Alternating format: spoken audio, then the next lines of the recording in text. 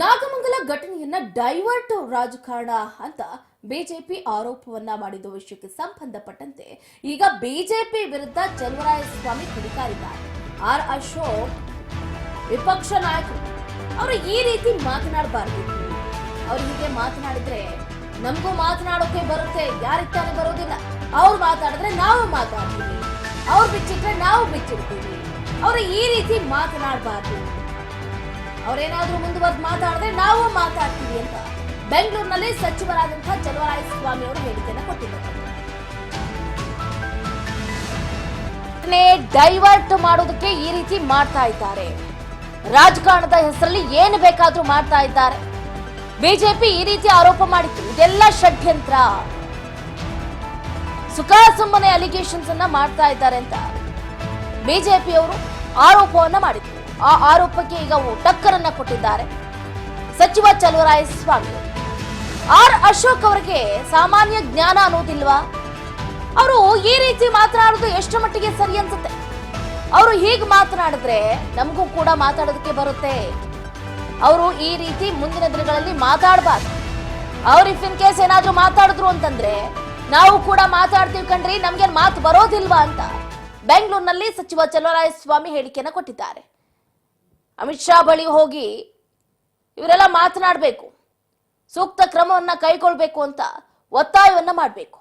ಇವರೆಲ್ಲ ಸಮಾಜ ವಿರೋಧಿ ಘಾತುಕರು ಅಂತ ಚಲುವರಾಯಸ್ವಾಮಿ ಹೇಳಿಕೆಯನ್ನ ಕೊಟ್ಟಿದ್ದಾರೆ. ನಾನೇನೋ ಒಳ್ಳೆ ಸ್ನೇಹಿತ, ಸ್ವಲ್ಪ ವಿರೋಧ ಪಕ್ಷ ನಾಯಕನಾಗಿ ಶಾಡೋ ಮುಖ್ಯಮಂತ್ರಿ ಕೆಲಸ ಮಾಡ್ತಾರೆ ಅಂತಿದ್ರೆ ಈ ಥರದ್ದೆಲ್ಲ ಮಾತನಾಡಕ್ಕೆ ಹೋದ್ರೆ ನನಗೂ ಮಾತಾಡಕ್ಕೆ ಬರುತ್ತೆ. ನಾಮಲ್ಲೇ ನನ್ನ ಮುಸ್ಲಿಮ್ಸು ಹಿಂದೂಗಳು ಎಲ್ಲ ಒಟ್ಟಿಗೆ ಹೋಗಿ ಗಣಪತಿ ಬಿಟ್ಟಿದ್ದಾರೆ. ಹೋಗಿ ಕಲ್ತ್ಕೊಳಕ್ಕೆ ಹೇಳಿ ಇವತ್ತು ಅದೇನೋ ಸಮಿತಿ ಕಳಿಸಿದ್ದಾರೆ. ನೋಡ್ರಿ, ಎರಡೂ ಸಮಾಜದಲ್ಲಿ ಸಣ್ಣ ಪುಟ್ಟ ವ್ಯತ್ಯಾಸ ಮಾಡೋರು, ಘಾತಕ ಕೆಲಸ ಮಾಡೋರು ಇದ್ದೇ ಇರ್ತಾರೆ. ಈ ಥರದ್ದೆಲ್ಲ ಮಾಡೋರು ಎಲ್ಲೂ ಇಲ್ಲ ಅಂತ ಹೇಳಲ್ಲ ನಾವು. ಆದರೆ ಮೊನ್ನೆ ನಡೆದಂಥ ಇನ್ಸಿಡೆಂಟನ್ನು ನಡಿಬಾರ್ದು ಅನ್ನೋ ಉದ್ದೇಶದಿಂದ ಮೊನ್ನೆ ನಾನು ಶಾಂತಿ ಸಭೆ ಮಾಡಿದ್ಮೇಲೆ ನಿನ್ನೆ ಮುಸ್ಲಿಂ ಬಾಂಧವರೇ ಗಣಪತಿ ಫಂಕ್ಷನ್ ಹತ್ರ ಹೋಗಿ ಜ್ಯೂಸ್ ಕೊಟ್ಟು ಹಾರ ಹಾಕಿ ಒಟ್ಟಿಗೆ ನೆನ್ನೆ 6-7 ಗಣಪತಿನ ವಿಸರ್ಜನೆ ಮಾಡಿದ್ದಾರೆ. ಇವತ್ತು ಮುಸ್ಲಿಂ ಹಬ್ಬನೂ ಮಾಡ್ತಾರೆ, ನಾಳೆ ಒಟ್ಟಿಗೆ ಸೇರಿ ವಿಸರ್ಜನೆ ಮಾಡ್ತಾರೆ. ಇದನ್ನು ಸಂತೋಷ ಪಡೋದು ಬಿಟ್ಬಿಟ್ಟು ಇವತ್ತೊಂದು ಕಮಿಟಿ ಕಳಿಸೋರು ಬಿಜೆಪಿಯವರು. ಇವ್ರಿಗೆ ಇಷ್ಟು ಬೇಗ ತಣ್ಣಗಾಗೋಯ್ತಲ್ಲ, ಮಂಡ್ಯದಲ್ಲಿ ಕೆರಗೋಡಿಗೆ ಹೋಗಿ ಪ್ರಯತ್ನ ಮಾಡಿದ್ರು, ಅದು ಫೇಲ್ ಆದೋ. ನಾಗಮಂಗಲಕ್ಕೆ ಹೋದೋ, ಅಲ್ಲೂ ಫೇಲ್ ಆದೋ. ಪಾಪ ರಾತ್ರಿ ಎಲ್ಲ ನಿದ್ದೆ ಇಲ್ವಂತೆ. ಇದು ಬಿಟ್ಬಿಟ್ಟು ಬೇರೆ ರಾಜಕಾರಣ ಮಾಡಕ್ಕೆ ಬರಕ್ಕೆ ಹೇಳ್ರಿ. ಮಂಡ್ಯದಲ್ಲಿ ಪ್ರಯೋಗ ನಡೀತಾ ಇದೆಯಾ ಸರ್? 100%. ನೆನ್ನೆ ಇನ್ನೊಂದು ಇನ್ಸಿಡೆಂಟ್ ಆಗಿದೆ. ಮಂಗಳೂರಿಂದ ಇಬ್ಬರು RSS ಬ್ಯಾಕ್ಗ್ರೌಂಡ್ ಇರ್ತಕ್ಕಂಥ VHP ಹುಡುಗರು ಇಬ್ಬರು ಪಾಂಡವಪುರದಲ್ಲಿ ಬಂದು ಮೀಟಿಂಗ್ ಮಾಡಿದ್ದಾರೆ. ರಾತ್ರಿ 12:30 ಮೀಟಿಂಗ್ ಮಾಡಿ ಏನು ಅಲ್ಲಿ ಮಂಗಳೂರಿನಲ್ಲಿ ಒಂದು ಪೋಸ್ಟ್ ಮಾಡಿದ್ದಾರೆ. ಆ ಒಂದು ಹಿನ್ನೆಲೆಯಲ್ಲಿ ಇಲ್ಲೂ ಬಂದು ಒಂದು ಮೀಟಿಂಗ್ ಮಾಡಿದ್ದಾರೆ. ಇವತ್ತು ಈ ಸರ್ಕಾರ ಅಭಿವೃದ್ಧಿ ಮತ್ತು ಜನಪರ ಕಾರ್ಯಕ್ರಮಗಳನ್ನ ಸಹಿಸಲಾರ್ದಲೇ BJPಯವರು ಕಮ್ಯುನಲ್ ಕ್ಲಾಸಸ್ಸನ್ನು ಮಾಡಲಿಕ್ಕೆ ತಯಾರಾಗಿದ್ದಾರೆ. ಇದನ್ನು ನಾವು ಇನ್ನೂ ನೋಡ್ಕೊಂಡು ಕೂಡಲಿಕ್ಕಾಗಲ್ಲ. ಕಾನೂನಿನ ಸುವ್ಯವಸ್ಥೆಯನ್ನು ಕಾಪಾಡ್ತಕ್ಕಂಥ ಸರ್ಕಾರದ ಜವಾಬ್ದಾರಿ ಇದೆ.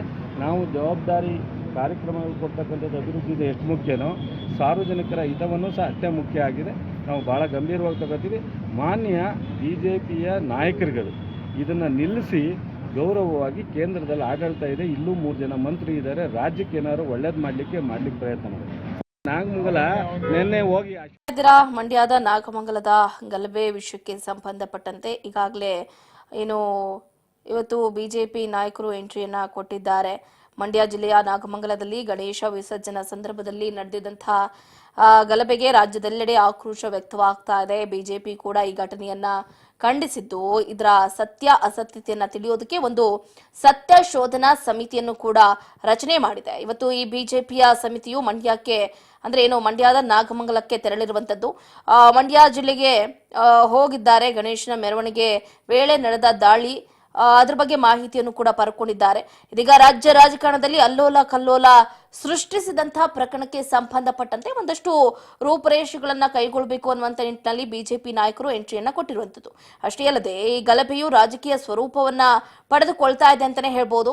ಕಾಂಗ್ರೆಸ್ ಹಾಗೆ ಬಿಜೆಪಿ ನಡುವೆ ಕಿತ್ತಾಟಕ್ಕೆ ಕಾರಣ ಆಗ್ತಾ ಇದೆ. ಇದನ್ನ ಗಂಭೀರವಾಗಿ ಪರಿಗಣಿಸಿರುವಂತಹ ಬಿಜೆಪಿಯು ಘಟನೆಯ ಕುರಿತು ಸತ್ಯ ಅಸತ್ಯತೆಯನ್ನ ತಿಳಿಯುವುದಕ್ಕೆ ಸತ್ಯ ಶೋಧನಾ ತಂಡವನ್ನ ರಚಿಸಿ ಸಮಗ್ರ ವರದಿಯನ್ನ ನೀಡುವುದಕ್ಕೆ ನಿರ್ದೇಶನ ಕೂಡ ಪಡ್ಕೊಂಡಿತ್ತು. ಅದರಂತೆ ಬಿಜೆಪಿ ರಾಜ್ಯಾಧ್ಯಕ್ಷ ಬಿವೈ ವಿಜೇಂದ್ರ ಅವರು ಸತ್ಯ ಶೋಧನಾ ತಂಡವನ್ನ ರಚಿಸಿ ಆದೇಶವನ್ನ ಹೊರಡಿಸಿದ್ರು. ಇದರಲ್ಲಿ ಬಿಜೆಪಿ ನಾಯಕರಾದಂತಹ ಸಿಎನ್ ಅಶ್ವಥ್ ನಾರಾಯಣ್, ಭೈರತಿ ಬಸವರಾಜ್, ಕೆಸಿ ನಾರಾಯಣಗೌಡ, ರಾಜ್ಯ ಕಾರ್ಯದರ್ಶಿ ಲಕ್ಷ್ಮೀ ಅಶ್ವಿನ್ ಗೌಡ, ನಿವೃತ್ತ ಐಪಿಎಸ್ ಅಧಿಕಾರಿ ಭಾಸ್ಕರ್ ರಾವ್ ಕೂಡ ಇರುವಂತದ್ದು. ಈ ವಿಷಯಕ್ಕೆ ಸಂಬಂಧಪಟ್ಟಂತೆ ಈಗ ಚಲುವರಾಯಸ್ವಾಮಿ ಅವರು ಕೂಡ ಹೇಳಿಕೆಯನ್ನ ಕೊಡ್ತಾ ಇದ್ದಾರೆ. ಫಸ್ಟ್ ಮಾಡೋ ಕೆಲಸ ನೆಟ್ಟಿಗೆ ಮಾಡ್ಲಿ, ಅಭಿವೃದ್ಧಿ ಕೆಲಸಗಳು ನಮಗೆ ಮಾಡೋದು ಗೊತ್ತಿದೆ, ಸುಮ್ಮನೆ ಕಾಲ್ ಕೆರ್ಕೊಂಡು ಜಗಳಕ್ಕೆ ಬರೋದು ಬೇಡ.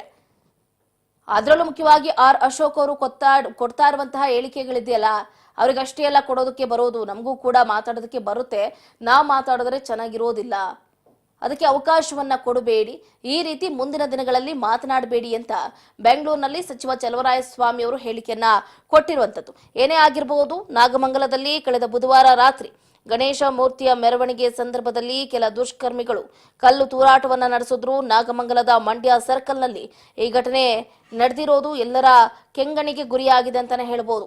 ಗಣೇಶ ವಿಸರ್ಜನೆಯ ಅಂಗವಾಗಿ ಮೂರ್ತಿಯನ್ನ ಮೆರವಣಿಗೆ ತಂದಿದ್ದಂತಹ ಸಂದರ್ಭದಲ್ಲಿ ಇಲ್ಲಿನ ದರ್ಗಾ ಬಳಿ ಏಕಾಏಕಿ ಕಲ್ಲು ತೂರಾಟ ಕೂಡ ನಡೆಸಿದ್ರು. ಅದಾದ ನಂತರ ಉದ್ವಿಗ್ನ ಪರಿಸ್ಥಿತಿ ನಿರ್ಮಾಣ ಆಯಿತು ನಾಗಮಂಗಲದಲ್ಲಿ. ಹಾಗಾಗಿ ಈಗ ರಾಜಕೀಯ ಎರಚಾಟ ಕೂಡ ಹೆಚ್ಚಾಗ್ತಾ ಇದೆ.